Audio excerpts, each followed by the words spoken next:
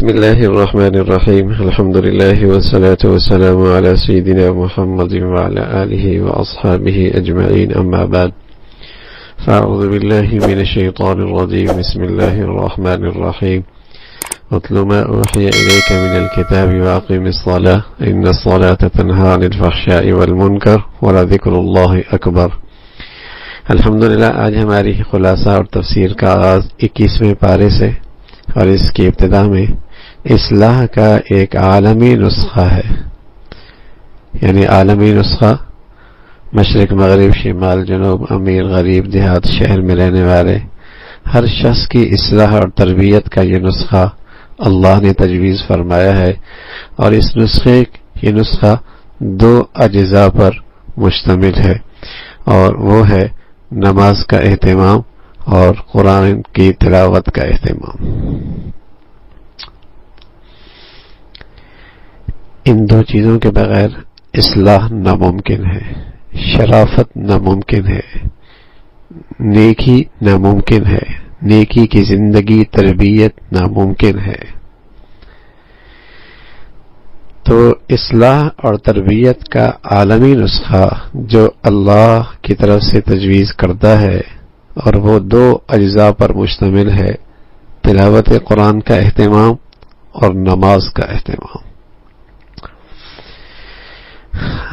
مسلمان بچوں میں بچپن ہی سے ان دونوں چیزوں کا بڑا اہتمام ہوتا تھا۔ تربیت کا موسم ہوتا تھا،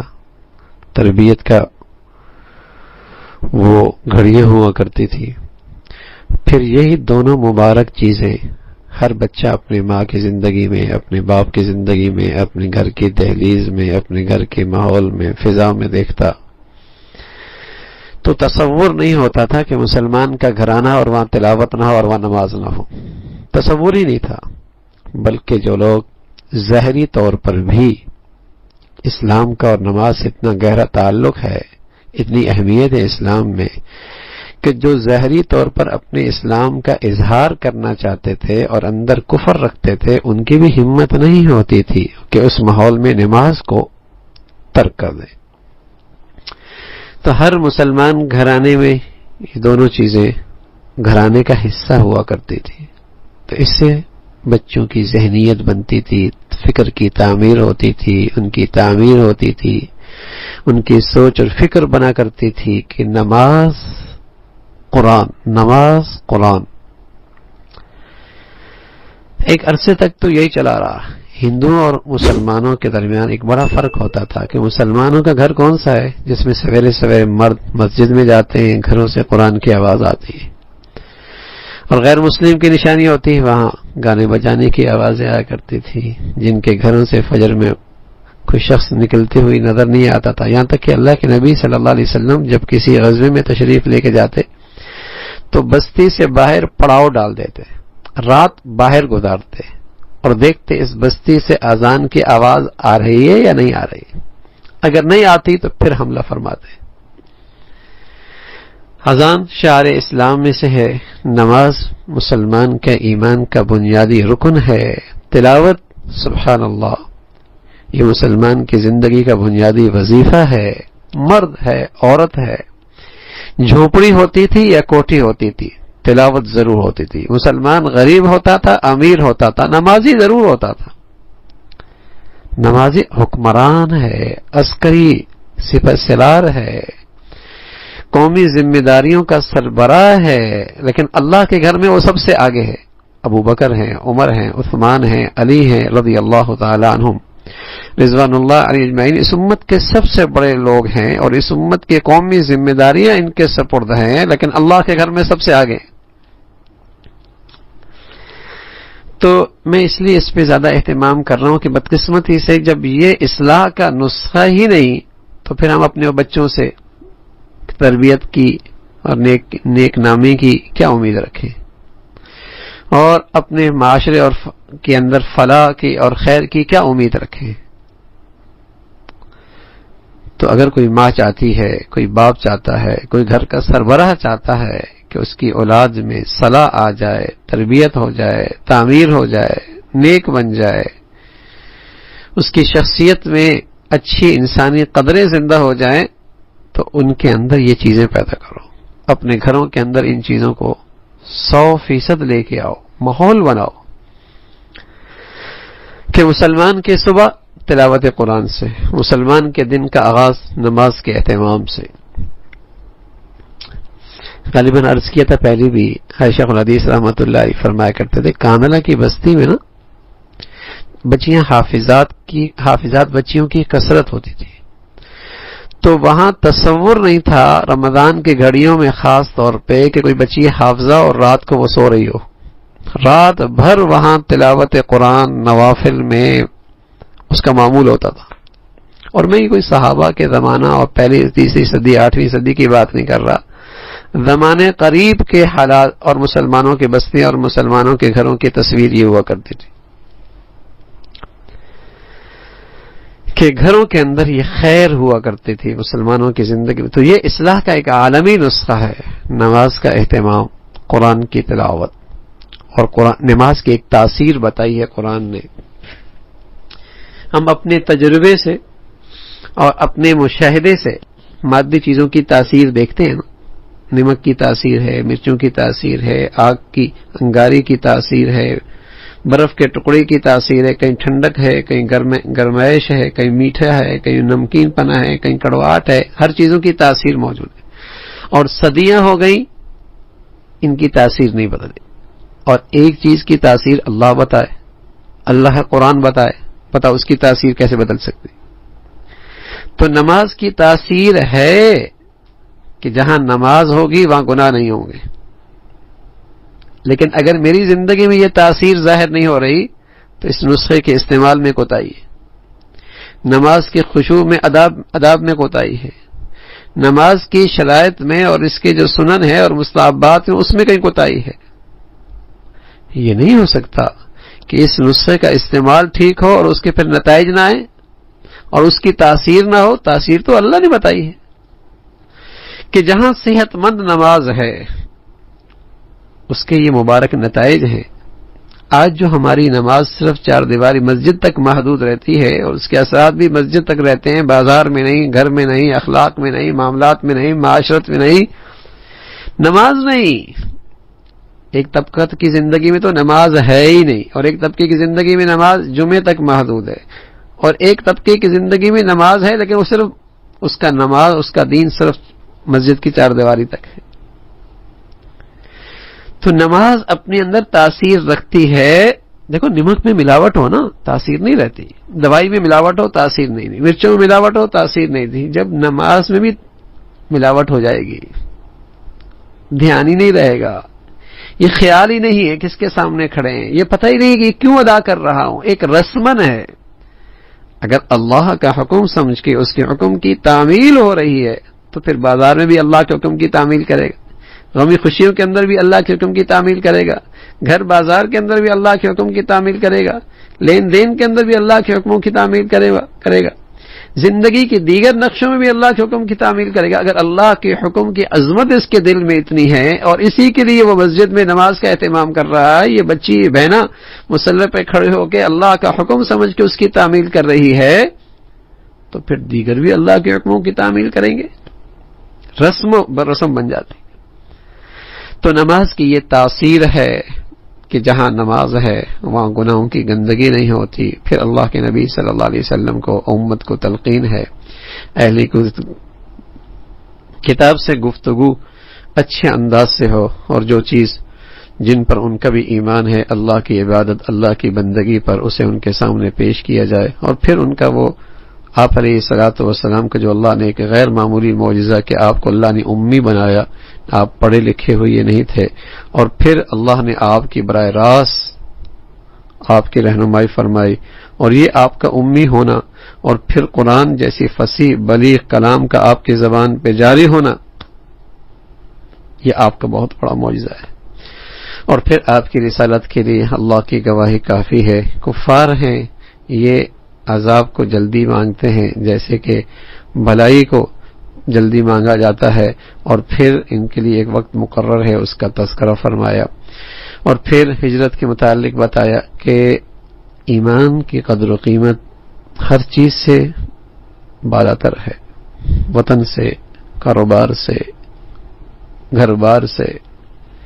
ان سب سے بالاتر ایمان ہے، اور اس ایمان کے تحفظ کے لیے ہجرت کرنی پڑ رہی ہے۔ تو اس کی فضیلت کا تذکرہ ہے۔ پھر جب آدمی ہجرت کرتا ہے تو یہ خیال بھی آتا ہے کہ گھر کا چولہا کیسے چلے گا، زندگی گزارا کیسے ہوگا۔ تو اللہ کی طرف سے وعدہ ہے کہ جیسے ساری مخلوق کو اللہ کھلا رہا ہے، پرندوں کو دیکھو گھونسلوں سے نکلتے ہیں، خالی پیٹ ہوتے ہیں، شام پیٹ بھر کے واپس آتے ہیں، تو وہ اللہ تمہارے رزق کا بھی انتظام فرمائیں گے، وہ رزق تمہارے رزق کا بھی انتظام فرمائیں گے۔ پھر اللہ کی وحدانیت کا تذکرہ ہے اور اس دنیا کی حقیقت بتائی کہ حقیقی زندگی تو آخرت کی زندگی ہے، اور کفار جب انہیں کسی ازمائش میں آ جاتے ہیں تو وہ بھی خالص اللہ کو پکارتے ہیں، لیکن جیسی انہیں نجات ملتی ہے اور ان کا وہ محفوظ ہو جاتے ہیں، پھر شرک میں مبتلا ہو جاتے ہیں۔ پھر جو بھی اللہ کے راستے میں اللہ کی رضا پانے کے لیے نفس سے اور شیطان سے اور اللہ کے دشمنوں سے جہاد کرے گا، اللہ رب العزت اسے اپنی سعادت کے راستے پہ ڈال دیں گے، اور اسے نجات کے راستے پہ اس کے لیے اس کی اللہ کی مدد اور نصرت ان کے ساتھ ہو جائے گی۔ اسی کا تذکرہ ہے۔ اور پھر سورہ روم ہے، اور اس میں ایک عظیم الشان پیشن گوئی کا تذکرہ ہے کہ اس وقت کہ جب یہ سورت اتری ہے اس وقت حالات یہ تھے کہ ایرانی فارس یہ آتش پرست تھے اور مشرک تھے، اور انہوں نے رومیوں پر غلبہ پا رکھا تھا، اور خود رومیوں کے اندر کے ملک کے حالات بھی ابتر تھے، سارا ملک باہمی بغاوت میں اور ٹوٹ پھوٹ کا شکار تھا، اور سرحدیں بھی بالکل غیر محفوظ ہو چکی تھیں، اور اس وقت کا ہرقل ہر قسم کی پستی اور رسوائی کے ساتھ ہر قسم کے شرائط ماننے کے لیے تیار بیٹھا تھا۔ قرآن نے پیشن گوئی کی کہ ان قریب تقریباً 9 سالوں کے اندر رومی پھر ان مشرکوں پر اور ان ایرانیوں پر غالب ہو جائیں گے۔ تو مشرکین نے جب یہ بات سنی تو سن کر مذاق اڑانے لگے کہ اس لیے کہ بظاہر نقشہ اور بظاہر حالات، مادی لحاظ سے حالات ایسے کوئی نہیں تھے کہ رومیوں کو پھر ایرانیوں پہ غلبہ ہو، لیکن قرآن کی یہ پیشن گوئی پوری ہوئی اور ایران کے وسط میں پھر رومیوں کا جھنڈا لہرایا گیا، اس کا تذکرہ ہے۔ اور پھر انہی دنوں کے اندر اللہ نے مشرکوں پر بدر میں مسلمانوں کو بھی فتح نصیب فرمائی اور خوشی کا یہ موقع مسلمانوں کا عطا فرمایا، اس کا تذکرہ ہے۔ پھر اللہ نے اپنے نافرمان لوگوں کے ساتھ جو معاملہ فرمایا اور ان کی سزا اور ان کی عبرتناک انجام کا تذکرہ ہے۔ پھر اللہ کی قدرت ہے، اسی کی زندگی، وہی زندہ کرتا ہے مردوں سے اور مردوں کو زندوں سے نکالتا ہے، ساری بنجر زمینوں کو آبادی اللہ کے حکم سے ہوتی ہے۔ اور پھر ازواجی زندگی کا اصل مقصد باہمی سکون کی زندگی ہے، لیکن ظاہر ہے یہ سکون باہمی الفت اور محبت کے بغیر گھروں میں نہیں آ سکتا۔ ازواجی زندگی کا حاصل آپس کا سکون ہے، اور جب تک جوانی ہوتی ہے یہ محبت کے پرائے میں سکون پاتے ہیں، اور جب بڑھاپے میں جاتے ہیں تو یہ بوڑھے ایک دوسرے پہ شفقت کھاتے ہیں اور باہمی الفت اور سکون کے ساتھ زندگی گزارتے ہیں۔ لیکن سچ کہہ رہے ہیں کہ یہ الفت اور محبت دلوں میں یہ دنیا کی کسی اور طاقت سے، وسائل سے اور مادی نقشوں سے اور ظاہری تحفے تحائف سے یہ دلوں کی محبت نہیں آ سکتی۔ وَأَلَّفَ بَيْنَ قُلُوبِكُمْ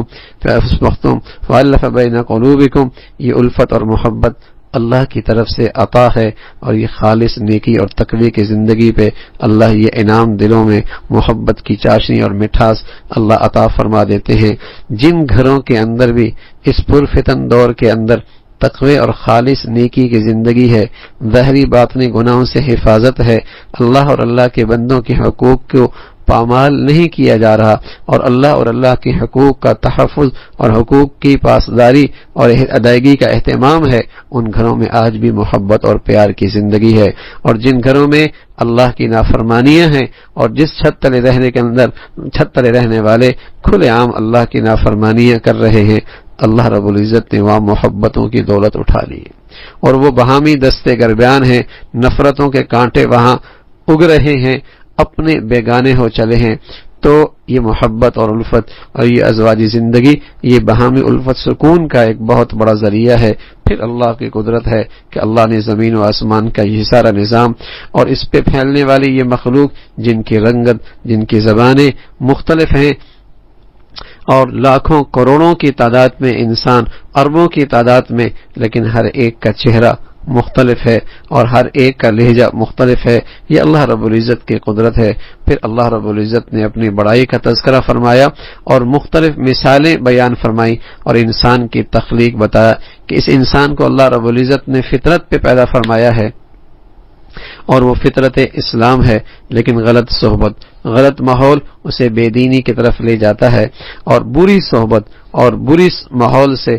بچنا یہ فرض ہے۔ نیک صحبت اور نیک ماحول کے اندر جس سے نیکی کی تعمیر ہو وہ مقبول اور اس کی ترغیب ہے، اس کا تذکرہ فرمایا کہ جب اللہ کی طرف سے کوئی تکلیف آتی ہے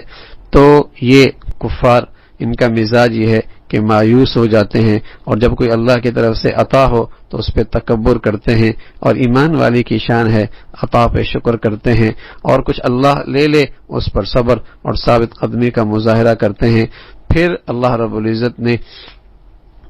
اپنی قدرت کا تذکرہ فرمایا کہ زندگی اور موت اللہ کے ہاتھ میں ہے، اللہ کے اختیار میں ہے۔ دنیا کے بہت سارے احوال خود انسانوں کے اپنی بدعمالیوں کا نتیجہ ہے، بہت بڑے بڑے فساد کے نقشے اس کے پیچھے اسی انسانی زندگی کی بدعملی ہے، اور اس کے نتیجے میں یہ اثرات اور یہ حالات آتے ہیں۔ ظہر الفساد فی البر والبحر بما کسبت ایدی الناس، یہ بھی آج کی دنیا کا ایک بہت بڑا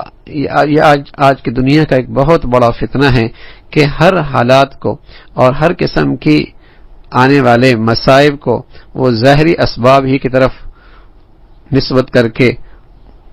اسی کی اصلاح کی تدبیر کی جاتی ہے، لیکن قرآن کا پیغام یہ ہے کہ ہر ظاہری نقشے کے پیچھے ایک اور نظام چل رہا ہے، اور وہ نظام انسان کے اعمال کی بنیاد پر ہے۔ انسانی بدن سے نکلنے والی جیسی زندگی ہے ویسے حالات آیا کرتے ہیں، اور ویسے آسمانوں سے اللہ کی طرف سے فیصلے ہوا کرتے ہیں۔ تو انسانی بدن سے نکلنے والی زندگی حالات کا بنیادی نقطہ ہے۔ آج اس پر نظر غیروں کی تو کیا، مسلمانوں کی بھی نظر نہیں جاتی کہ مسلمان اپنے اعمال و اصلاح کی فکر کر کے اللہ کی مدد اور نصرت کو اپنی طرف متوجہ کرے۔ اسی کا تذکرہ فرمایا۔ پھر اللہ رب العزت نے مختلف قوموں کی طرف اپنے رسول بھیجے، اور ان رسولوں نے لوگوں کو واضح دلائل دے کر لوگوں کو اللہ کی طرف بلایا، لیکن جب قوم نہ مانی تو اللہ رب العزت نے انہیں پکڑا، اور اللہ کی مدد اور نصرت اہل ایمان کے ساتھ رہی۔ پھر انسان کی زندگی کی مختلف ادوار اور اس کی تخلیق کی مختلف شکلیں، اس کا تذکرہ فرمایا، اور پھر اللہ رب العزت نے قیامت کا تذکرہ فرمایا ہے۔ اور یہ ساری مثالیں اللہ رب العزت بیان کر رہے ہیں کہ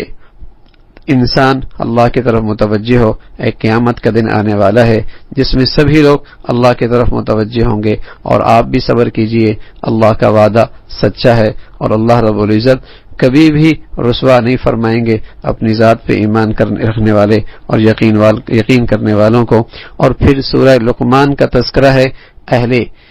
احسان کا اور ان کی صفات کا تذکرہ، اور وہ اللہ کی طرف سے ہدایت پہ ہیں اور لہو و لعب میں زندگیاں گزارنے والے، ان کی مذمت ہے۔ پھر حضرت لقمان حکیم کی دانائی کی باتیں اور نصائح کا تذکرہ ہے، اور سب سے پہلے انہوں نے شرک کی مذمت فرمائی ہے کہ شرک بہت بڑا ظلم ہے، اور ان شرک لظلم عظیم۔ پھر والدین کے ساتھ حسن سلوک کی بات ہے، اور پھر تلقین فرمائے عبادات کے سلسلے میں کہ نماز کا اہتمام کرو، اور ساتھ تربیت کے اندر اس بات کا تذکرہ فرمایا کہ دیکھو ہر حال میں اللہ کا دھیان رکھو، اللہ کا خیال رکھو، تم کہیں بھی ہو، خلوت میں ہو، تنہائی میں ہو، پہاڑوں کے اوٹ میں ہو اور سمندر کی تہ میں ہو، لیکن ایک لمحہ اس کا خیال رکھنا اللہ تمہیں دیکھ رہا ہے۔ نماز کا اہتمام کرو، اور اچھائی کا سفیر بنو اور برائی کے رکاوٹ بنو، اور ان حالات پر جو بھی حالات آئیں اس پہ صبر کرو، صبر اور ہمت سے کام لو۔ پھر اچھے اخلاق کی تلقین ہے کہ تکبر نہیں، غرور نہیں، عاجزی اور انکساری سے کام لو۔ تو یہ حضرت لقمان حکیم کی اپنے اولاد کو نصیحتیں ہیں، اور یہ نصیحتیں اللہ کو اتنی پسند آئیں کہ ہمیشہ کے لیے قرآن کے صفحات پہ محفوظ ہو گئیں کہ کوئی اپنے بچوں کی تربیت کرنا چاہتا ہے تو ان بنیادی اصولوں کو دیکھ کر اپنے بچوں کی تربیت کرے، اللہ کی عظمت بٹھائے، اللہ کی بڑائی بٹھائے، شرک کی گندگی اور اس کی برائی دلوں کے اندر بٹھا دے، نماز کا اور عبادت کا اہتمام، اپنی اولاد کو عبادات کا اہتمام کرانے والا اور اس پہ اللہ کی بندگی پر اپنی اولاد کو لے کے آئے، اور نیکی کی عظمت کہ تمہارے اولاد نیکی کے سفیر بنے اور نیکی پھیلانے والے بنے اور برائی سے روکنے والے، اور اللہ نہ کرے ان کی زندگیاں برائی پھیلنے کا ذریعہ بنے بلکہ ان کی زندگیاں برائیوں کو مٹانے والی بن جائیں۔ اور اس پر ظاہر طنز بھی ہوتے ہیں، تنقید بھی ہوتے ہیں، حالات بھی ہوتے ہیں، لیکن بڑی ہمت اور حوصلے کی بات ہے کہ صبر کرتے ہوئے ان دینی شعائر کی اور دین کی اس خدمت پہ اپنی زندگی اور صلاحیتیں لگا رہا ہو، اور پھر اچھے اخلاق کی تلقین ہے، عاجزی ہو، انکساری ہو، تکبر اور غرور سے دور زندگی اور پاک زندگی گزر رہی ہو، اسی کا تذکرہ ہے۔ پھر اللہ کی بڑائی ہے اور اللہ کی صفات کا تذکرہ کہ زمین و آسمان کا مالک اکیلا اللہ ہے، ساری دنیا کے یہ درخت اور اگر یہ قلمیں بنا دیے جائیں اور سارے سمندر یہ سیاہی بنا دیے جائیں تو یہ سب چیزیں ختم ہو جائیں گی، لیکن اللہ کی تعریف اور اللہ کی عظمت اور بڑائی نہیں ختم ہوگی۔ پھر قیامت کا تذکرہ اور بتایا کہ یہ علم سوائے اللہ کی ان 5 چیزوں کا اور کوئی نہیں جانتا، اللہ ہی ہر چیز کا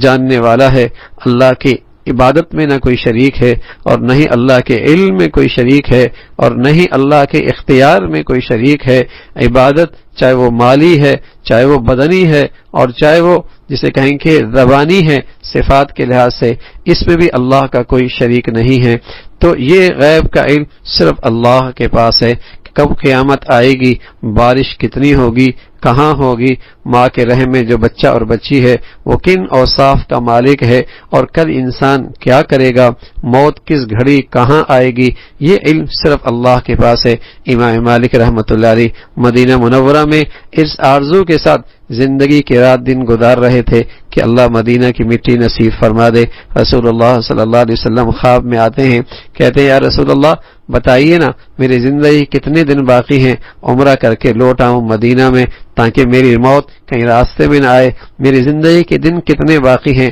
اللہ کے نبی صلی اللہ علیہ وسلم نے ہاتھ کی 5 انگلیوں سے اشارہ فرمایا، صبح اٹھے ہیں حیران ہوتے ہیں کہ میں نے زندگی پوچھی، آپ نے 5 انگلیوں سے اشارہ فرمایا، 5 سال ہیں، 5 مہینے ہیں، 5 ہفتے ہیں، 5 دن ہیں، 5 گھنٹے ہیں، 5 لمحے ہیں، کچھ نہیں پتا۔ وقت کے بہت بڑے آدمی امام سیرین رحمۃ اللہ علیہ کے پاس اپنے خادم کو تعبیر کے لیے بھیجا اور ساتھ یہ بھی کہہ دیا کہ خواب نہ بتانا آئی کس کو ہے، یہ بڑے لوگ تھے، جیسے ہم اپنی برائیاں اور گندگیاں چھپاتے ہیں یہ اپنی نیکی اور اپنی پارسائی اور اپنی طہارت کی زندگی کو ایسی ہی پردے میں رکھا کرتے تھے، تو بس نام نہ بتانا۔ وہاں پہنچے تو امام سیرین نے خواب سنی تو پوچھا کہاں سے آئے ہو، کہا مدینہ سے آئے ہیں، کہا خواب کس کو آئی ہے، کہا بتانے سے منع کیا ہے، کہا اچھا مدینہ سے آئے ہو، امام مالک سے بڑا عالم کوئی نہیں، لگتا خواب انہی کی، اس لیے کہ خواب جس شان کی تھی تو یہ کوئی معمولی آدمی کی خواب نہیں ہے۔ اور پھر بتایا کہ جب تک نام نہیں تو خابر کی تعبیر کوئی نہیں۔ خادم نے آ کے بتایا کہ نام تو ویسے ہی پتہ لگ گیا، اجازت ہو تو نام بھی بتا دوں، نام بھی بتا دیا۔ تعبیر ملی کہ اللہ کے نبی صلی اللہ علیہ وسلم نے اشارہ فرمایا ان 5 چیزوں کا علم سوائے اللہ کے اور کسی کو نہیں، وہ ہے ان اللہ عنده علم الساعہ، قیامت کب آئے گی، بارش کتنی کہاں کتنی ہوگی، ماں کے پیٹ میں جو بچہ ہے وہ کن اوصاف کا مالک ہے، اور انسان کل کیا کرے گا، اللہ کو ناراض کرے گا، راضی کرے گا، ماں باپ کا فرما بردار رہے گا، نافرمان بنے گا، ظلم اٹھائے گا یا مظلوم بن کے زندگی گزرے گی، حلال اکٹھا کرے گا، حرام سے اپنی تجوریاں بھرے گا، کل کیا کرے گا، موت کہاں آئے گی، گھر کی دہلیز پہ آئے گی، روڈ پہ آئے گی، سڑک پہ آئے گی، اپنوں میں آئے گی، بیگانوں میں آئے گی، پیاسی آئے گی، ایمان پہ آئے گی، کفر پہ آئے گی، ما تدری نفس ماذا تکسب غدا وما تدری نفس بأی موت کب آئے گی۔ فرمایا یہ علم سوائے اللہ کے اور کسی کو نہیں ہے۔ تو امام مالک رحمۃ اللہ علیہ سمجھ گئے اللہ کے نبی صلی اللہ علیہ وسلم نے ان 5 چیزوں کی طرف اشارہ فرمایا کہ زندگی تمہاری کتنی ہے، اس کا علم بھی اللہ کے پاس ہے۔ پھر سورہ سجدہ کا تذکرہ ہے، قرآن کی عظمت کا تذکرہ، اللہ کے سوا اس کلام کو کوئی نہیں بھیج سکتا، یہ اللہ کا کلام ہے، کسی انسان کا بنایا ہوا نہیں ہے، اور اس کا مقصد لوگوں کو اللہ کے نافرمانی سے ڈرانا ہے، آسمان و زمین کا اللہ کا پیدا کرنا، اور پھر اللہ ہی اس کا نظام چلانے والے ہیں، اور انسان کو اور ہر چیز کو اللہ رب العزت نے تخلیق اور پھر اس کو ایک صورت اور شکل عطا فرما دی، اور اسی ذات نے انسان کے اندر سماعت اور گویائی اور دل، نہ جانے کتنی نعمتیں ہیں، لیکن بہت تھوڑے لوگ ہیں جو اللہ کے نعمتوں کی شکر گزاری کرنے والے ہیں۔ مجرم لوگ کل قیامت میں جب ذلت اور رسوائی ان پہ چھائی ہوگی تو حسرت کریں گے، ہائے کاش کہ ہم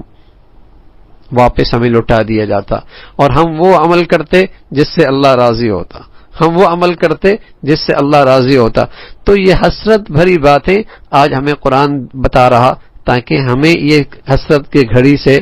دوچار نہ ہونا پڑے، اور ہم اس سے پہلے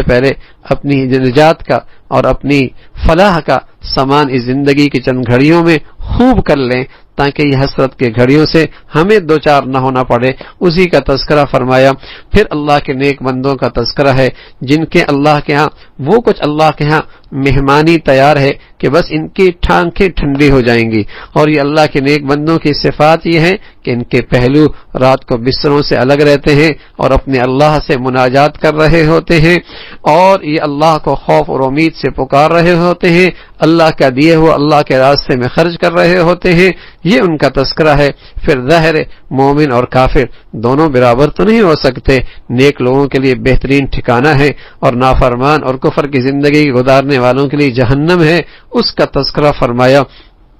پھر قوم کا مقتدی اور پیشوا، اس کی چند بہت بنیادی خوبیاں ہیں، اس کے پاس اللہ کی ذات پہ یقین ہو اور اس کے اندر صبر اور ہمت کا مادہ ہو، اسی ہی رہبر بننے کا اور قیادت کرنے کی اسی کے اندر اہلیت ہو سکتی ہے، جس پر اللہ کی ذات پہ یقین غیر معمولی ہو، جس کے اندر صبر اور تحمل، جس کا جسم صبر اور تحمل کو برداشت کرنے والا ہو، یہی قیادت کا اور قوم کا امام اور مقتدی بننے کا اہل ہے۔ ان صفات کا تذکرہ فرمایا۔ پھر سورہ احزاب ہے۔ احزاب بہت سارے قبائل اور بہت سارے گروہ اور بہت ساری جماعتیں یہ مسلمانوں پر اور اسلامی ریاست پر اور مدینہ منورہ پر حملہ آور ہونے کے لیے اکٹھی ہوئی، اسی کا تذکرہ ہے۔ تو اس سورت کا نام بھی سورہ احزاب سے ہے۔ پھر اللہ کے نبی کے واسطے سے ساری امت کو 4 چیزوں کی بنیادی نجات کا 4 بنیادی اصول نجات کے بتائے۔ پہلی چیز تقوی کا اہتمام کرنا، اور دوسری بات کفار اور منافقین کی رائے پہ عمل نہ کرنا، اور اللہ کی ذات پہ بھروسہ کرنا، اللہ کی ذات پہ بھروسہ کرنا اور اللہ کی طرف سے آئی ہوئی وحی کی اسی کی اتباع کرنا، یہ نجات کے چند بنیادی اصول ہیں۔ پھر زمانے جاہلیت کی غلط رسم و رواج، اس کی تردید ہے۔ دل ایک ہی ہوا کرتا ہے، اس کے اندر یا ایمان ہوگا یا کفر ہوگا، 2 دل نہیں کہ کفر بھی ہو اور ایمان بھی ہو، اور جس کو آج جسے منافقین نے نفاق کا نام دیا ہے، نفاق کی زندگی گزارتے ہیں، ان کی تردید فرمائی۔ پھر منہ بولا بیٹا حقیقی بیٹے کی طرح نہیں ہوتا، اس کا تذکرہ فرمایا۔ پھر زمانہ جاہلیت میں غلط رسم تھی، کسی کے بارے میں کہہ دیتے اپنی بیوی کے بارے میں تم میری ماں کی پشت کی طرح ہو، تو وہ بیوی اس پر ہمیشہ کے لیے حرام ہو جاتی۔ اسلام نے اس کے متعلق بتایا کہ قرآن نے بتایا کہ کفارہ دے دے گا تو وہ عورت اس کے لیے حلال ہو جائے گی، اسی کا تذکرہ ہے۔ پھر رسول اللہ صلی اللہ علیہ وسلم کی امہات کا تذکرہ، ان کی عظمت اور حرمت ساری امت کی اہل ایمان کی ایمان کا تقاضا ہے، یہ مسلمانوں کی مائیں ہیں، ان کے لیے ان سے نکاح کرنا آپ علیہ الصلوۃ والسلام کی دنیا سے جانے کے بعد کسی کے لیے جائز نہیں ہے۔ پھر غزوہ احزاب، جس کا دوسرا نام غزوہ خندق بھی ہے، غزوہ خندق بھی ہے، تعداد مسلمانوں کی 3000، کفار کی تعداد تقریباً 15,000، اتنی بڑی تعداد، اور پھر اندر میں رہنے والے بنو قریظہ اور یہ یہودیوں کے قبائل، یہ باوجود ہے کہ یہ مسلمانوں کے ساتھ ان کے معاہدے موجود تھے، انہوں نے بھی مشرکین کا ساتھ دینے کا فیصلہ کیا۔ تو اتنی بڑی تعداد جب حملہ آور ہوئی تو باہمی مشورہ ہوا اور اس مشورے میں یہ بات طے ہوئی کہ خندق کھودی جائے اور یہ تدبیر اختیار کی جائے۔ مسلمان کی جنگی تیاری میں 3 باتیں بہت بنیادی ہیں۔ مسلمان کی جنگی تیاری میں 3 باتیں سب سے بنیادی ہیں۔ پہلی چیز باہمی مشورہ، دوسری چیز اللہ کی ذات پہ بھروسہ، اور تیسری چیز حد الامکان مادی اسباب کا اختیار کرنا۔ حد الامکان، اور جتنی استعداد اور جتنی قدرت ہے اتنے وسائل کو، مادی اسباب کو اکٹھا کرنا، اللہ کی ذات پہ بھروسہ کرنا، باہمی مشورہ کرنا۔ تو خندق، حضرت سلیمان فارسی کی رائے پر خندق کھودی گئی۔ اللہ کی شان، 6 دنوں کے اندر تقریباً 3.5 میل لمبی خندق کھودی گئی، 6 دنوں کے اندر، اور پیٹ پہ پتھر باندھی ہوئی ہے، اور رسول اللہ صلی اللہ علیہ وسلم یہ پڑھتی ہوئی اللہم لا عیش الا عیش الآخرہ، اللہم لا عیش الا عیش الآخرہ۔ اس انداز کے کلام جاری ہیں، اور حضرات صحابہ رضوان اللہ اجمعین بھی کہہ رہے ہم نے اللہ کے نبی صلی اللہ علیہ وسلم پر بیعت کر لی، جب تک ہم زندہ ہیں آپ کے ساتھ کھڑے ہیں، جب تک ہم زندہ ہیں آپ کے ساتھ کھڑے ہیں۔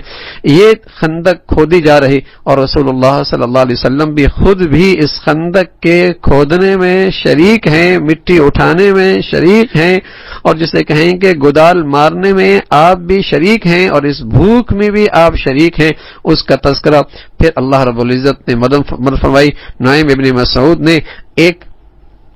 اچھی پلاننگ کے ذریعے کفار کے ان طبقات اور گروہوں میں ان کے اندر باہمی اعتماد کی فضا ختم کر دی، اور ان کے اندر آپس میں بدگمانی، اور ان کے اندر آپس میں ٹوٹ پھوٹ، اور آپس میں ایک دوسرے پہ الزام تراشی میں مبتلا ہو گئے۔ تو یہ حضرت نعیم ابن مسعود رضی اللہ تعالیٰ کی شاندار پلاننگ اور منصوبہ بندی تھی، جس سے کفر آپس کے اندر سارا کا سارا باہمی دستے گربیان ہونے لگا، اور اللہ کی طرف سے تند و تیز ہوائیں آئیں، جن سے ان کے خیمے اڑ گئے، ان کی دیگیں اڑ گئیں، اور ان کی رسیاں ٹوٹ گئیں، اور وہ ہوا کی تھی ان پر عذاب بن کے اللہ نے بھیجی، اس کا تذکرہ ہے۔ اور یوں اللہ رب العزت نے اہل ایمان کی مدد فرمائی۔ پھر کفار کی مذمت ہے، جو مسلمانوں پر موقع بموقع اس انداز کی تانے جس سے مسلمانوں کا حوصلہ پست ہو، ان کی مذمت فرمائی۔ پھر رسول اللہ صلی اللہ علیہ وسلم کی مبارک زندگی سارے اہل ایمان کی فلاح کا بہترین نمونہ ہے۔ آپ کی زندگی اور آپ کی سیرت مسلمانوں کی زندگی کے لیے اور انسانی زندگی کے لیے فلاح کا سب سے بہترین نمونہ ہے۔ انسانی زندگی کی فلاح کا اس سے بہتر طریقہ ہو ہی نہیں سکتا، اور انسانی زندگی کے لیے اس سے بہتر زندگی کا طریقہ ہو ہی نہیں سکتا۔ تو رسول اللہ صلی اللہ علیہ وسلم کی سیرت کا اور اسوہ حسنہ کا تذکرہ ہے۔ اور پھر اہل ایمان نے جب سارے کفر کو مدینہ کی اس ریاست کی طرف امڑتی ہوئی دیکھا، اور کفر جسے کہیں کہ حملہ آور ہوتے دیکھا، تو اس سے مسلمان گھبرانے کے بجائے ایمان بڑھ گیا کہ واقعی ہم حق سچ پہ ہیں، اور اللہ اور اللہ کے رسول نے کہا ہے کہ جب تم حق سچ پہ ہوگے سارا کفر تمہارے خلاف متحد ہو جائے گا۔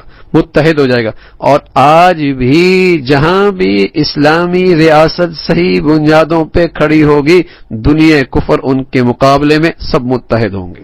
دنیا کفر ان کے مقابلے میں ہمیشہ متحد ہوں گے۔ الکفر ملت واحدہ، ان میں ہزار اختلاف اور مادی مفادات کے آپس کے بے شمار جھگڑے، لیکن جب معاملہ اسلام کے نفاذ کا آتا ہے اور کسی زمین پر اسلام کی صحیح تصویر اور نقشہ شروع ہونے لگتا ہے، تو سارا کفر اس کو مٹانے کے در پہ، اور اس کو مٹانے میں سب اکٹھے ہو جاتے ہیں۔ تو جہاں بھی اسلام کی صحیح تصویر ہوگی تو کنیہ کفر اس کے مقابلے میں سب اکٹھے ہوگی۔ اور جب مسلمانوں نے اس اتحاد کو، جو کفر کا اتحاد تھا اور جو مسلمانوں کی اسلامی ریاست کے خلاف تھا، یہ دیکھا تو مسلمانوں کا ایمان بڑھ گیا کہ اللہ اور اللہ کے رسول نے سچ کہا تھا۔ پھر بنو قریظہ کا محاصرہ کیا گیا، اور حضرت سعد نے ان کے جنگجوؤں کو قتل کرنے کا فیصلہ صادر فرمایا۔ اور ان کے بچے اور ان کی عورتیں باندیاں بنا دی گئیں، اس کا تذکرہ فرمایا، اور اللہ رب العزت نے بغیر جنگ کے ان کے مالوں کا مسلمانوں کو وارث بنایا۔ پھر حضور علیہ الصلوۃ والسلام کا ازواج کا خوشحالی اور آسانی کے دنوں کے اندر کچھ وظیفے کے اضافے کی درخواست کی تو انہیں فوراً تنبیہ ہوئی، اور ان کی تنبیہ ہوئی، اور ان کا جو اللہ کے ہاں ایک بلند مرتبہ ہے اس کے پیش نظر انہیں ترغیب دی کہ تم دو راستوں میں سے جو راستہ چاہو اختیار کر لو، چاہے نبی کا گھر اور نبی کا حرم تمہیں پسند ہے، اور چاہے تمہیں دنیا کچھ دے کر تمہیں رخصت کر دیا جائے، لیکن ازواج مطہرات اس تنگی پر اور اس صبر پر اور اسی زندگی پر قناعت کرتے ہوئے فرمانے لگی، ہم اللہ کے نبی صلی اللہ علیہ وسلم کی رفاقت اور آپ کے حرم کو قبول کرتے ہیں، اور اللہ رب العزت نے حضرات امہات المؤمنین کے درجات کی بلندی کا تذکرہ فرمایا۔ سبحانک اللہ و بحمدک، نشہد ان لا الہ الا اللہ، نستغفرک۔